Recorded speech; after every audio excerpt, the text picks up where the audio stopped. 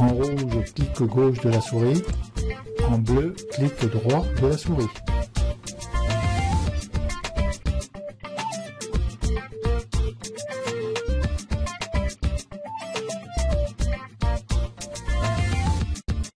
La grosse nouveauté de ce Photoshop 2015.1, c'est l'accès à la bibliothèque.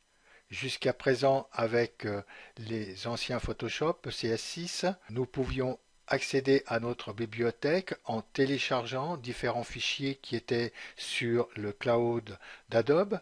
Pour ça, il suffisait d'aller ici dans les actifs et là d'aller prendre le fichier qui nous intéressait pour éventuellement agrémenter nos photos ou nos projets. Maintenant, dans ce nouveau Photoshop, nous avons ici la bibliothèque. Alors, dans ces bibliothèques, là, j'ai créé ma propre bibliothèque JLR qu'on est dessus.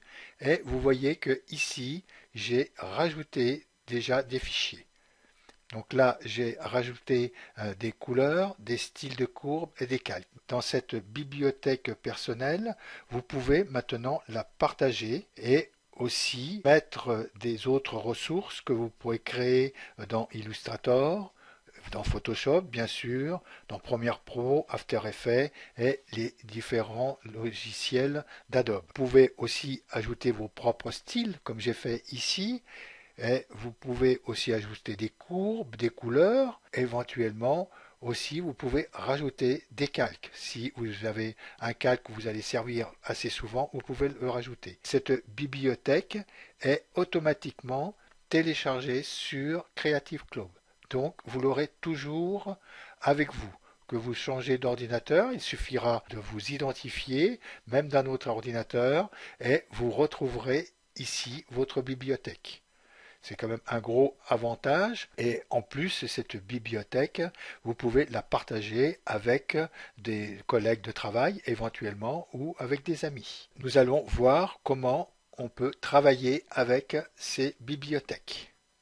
Donc, je vais directement aller ici, je vais prendre les indispensables et sur ces indispensables, je vais aller ouvrir le dernier fichier récent que j'ai ouvert. Je prends atelier panoramique 15. Voilà, là ici j'ai une photo que j'ai ouvert récemment. Alors la bibliothèque. Alors déjà pour mettre ici la bibliothèque dans vos réglages, ici dans les styles et réglages, il faut aller ici dans Fenêtres et que la bibliothèque ici soit activée. Quand vous activez ici dans Fenêtre la bibliothèque, vous allez retrouver la bibliothèque dans les réglages et les styles dans les indispensables.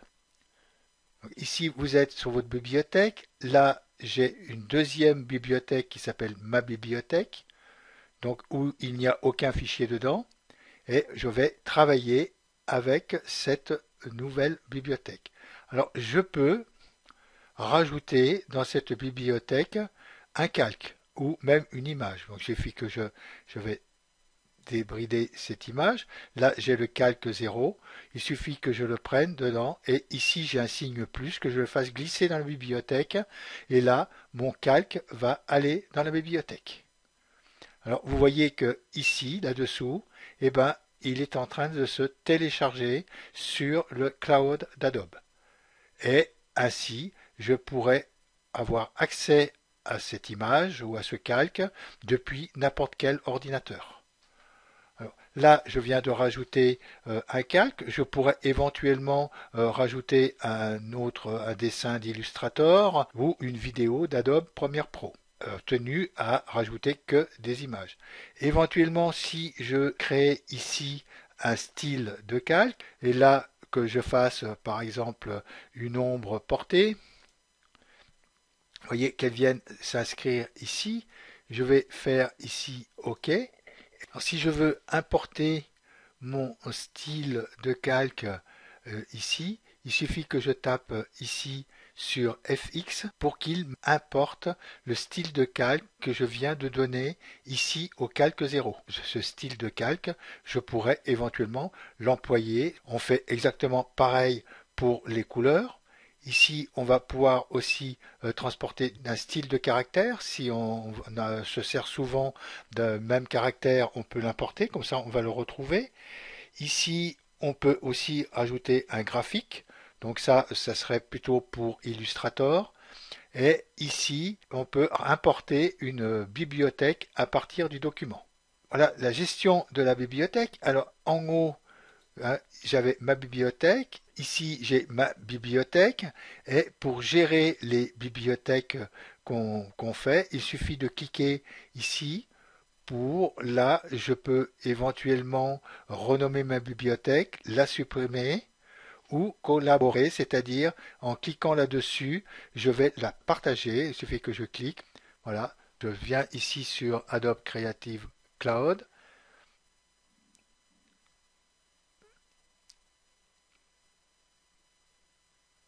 Ici, vous allez inviter les collaborateurs. Donc, il suffit de cliquer là et d'indiquer les adresses de vos collaborateurs et vous pouvez mettre aussi un petit message si vous voulez inviter les collaborateurs.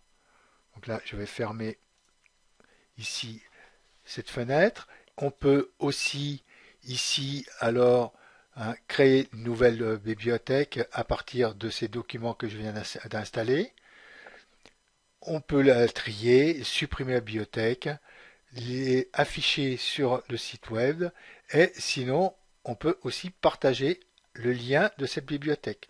On va créer un lien et on va le partager avec des amis ou des collègues de travail. Donc là, je clique dessus. Adobe me demande d'envoyer un lien afin de partager ma bibliothèque. Donc je pourrais éventuellement faire un lien privé ou sinon créer un lien public. Si je crée un lien public, alors je peux aller ici à Options avancées et où je peux ici autoriser les téléchargements. Là, il va me demander l'adresse mail avec la personne que je partage ma bibliothèque. Et ensuite, je fais simplement envoyer le lien et la personne va recevoir le lien pour aller sur ma bibliothèque. Bon, voilà pour tout ce qui est question partage sur la bibliothèque. Et maintenant, comment s'en servir? Je vais plutôt aller sur ma bibliothèque photo JLR.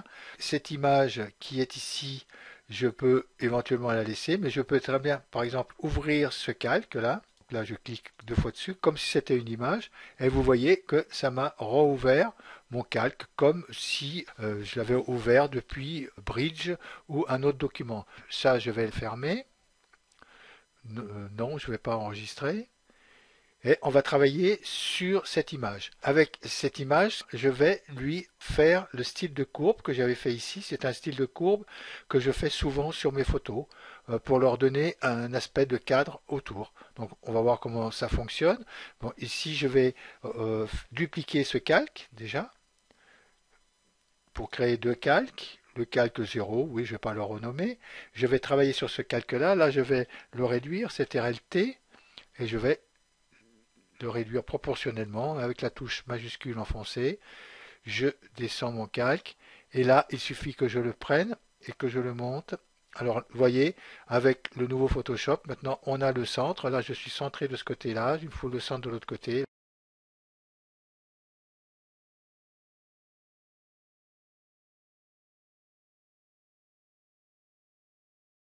Donc là, je suis vraiment bien centré. Je peux lâcher le clic de la souris et accepter le recadrement que j'ai fait. Là-dessus, je vais cliquer ici sur cette deuxième image. Je vais prendre le pinceau. Je vais prendre une couleur ici blanche. Voilà. Et là, je vais faire le tour de cette photo en blanc. Ça me donne déjà un premier cadre. Et là-dessus, eh ben, je vais lui appliquer le style de courbe que j'avais fait. Alors donc j'applique le style de courbe sur cette partie-là parce que c'est une ombre extérieure que j'ai faite. Donc c'est la courbe, elle vient ici. Et là il suffira que je clique sur mon style de courbe pour que vous voyez qu'il m'a tout de suite pris le style de courbe et qu'il me l'a mis ici. Donc c'est quand même un gros avantage quand même cette bibliothèque parce que là vous allez pouvoir mettre, là j'ai mis une couleur, ici c'est une couleur que je me sers assez souvent. et les styles de courbes. Vous allez pouvoir mettre des calques avec qui vous revenez souvent sur les mêmes calques. Et tout ça, ça va vous servir sur votre bibliothèque et depuis n'importe quel ordinateur, vous allez pouvoir retravailler dessus. Ben voilà pour ce qui était sur la gestion des bibliothèques. Et nous allons voir prochainement les dernières nouveautés qu'il y a aussi avec les calques. Je vous remercie de m'avoir écouté et je vous dis à bientôt.